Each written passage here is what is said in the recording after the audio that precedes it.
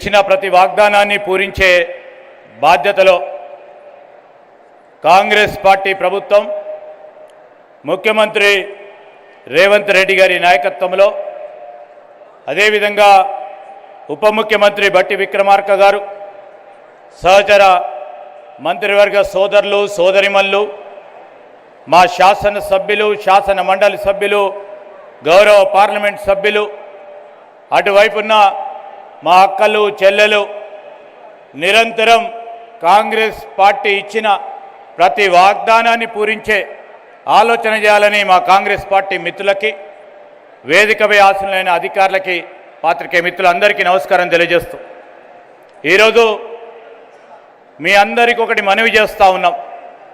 విజయవంతంగా మరి మేము ఇచ్చిన హామీలను అమలు చేసే ప్రయత్నంలో ఒకటి తర్వాత ఒకటి అమలు చేసే ప్రయత్నంలో గౌరవ మా సహచర మంత్రివర్గ పెద్దలందరూ మీ ముందట చెప్పడం జరిగింది.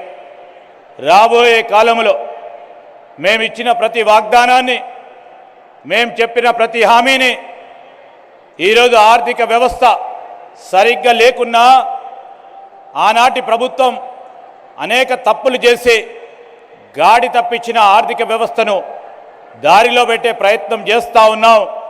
ఇచ్చిన ప్రతి వాగ్దానం 6 గ్యారెంటీలు తప్పకుండా అమలు చేయటం జరుగుతుందని మీరు ఏ విధంగానైతే ఈ సంవత్సర కాలం మా మహిళా సోదరిమణులు మా మిత్రులు అందరూ ఆశీర్వాదం ఇచ్చారో రాబోయే 4 సంవత్సరాలు కూడా మీ ఆశీర్వాదం తీసుకోవటానికి మీ ఆశీర్వాదం పొందడానికి ముఖ్యమంత్రి రేవంత్ రెడ్డి గారు మేమందరం కూడా మీ ముందు అడగటానికి ఈరోజు ఈ కృతజ్ఞత సభను మేము పెట్టడం జరిగింది. మీకు అందరికీ కూడా హృదయపూర్వకంగా కృతజ్ఞతలు తెలియజేస్తూ సెలవు తీసుకోవడానికి జై హింద్.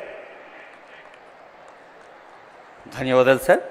గౌరవనీయులైన డిప్యూటీ సీఎం మల్లు భట్టి విక్రమ గారి సందేశం కోసం మనం అంతా ఎదురు చూస్తున్నాం. I request honourable deputy CM గారు ఫర్ హిస్ మెసేజ్.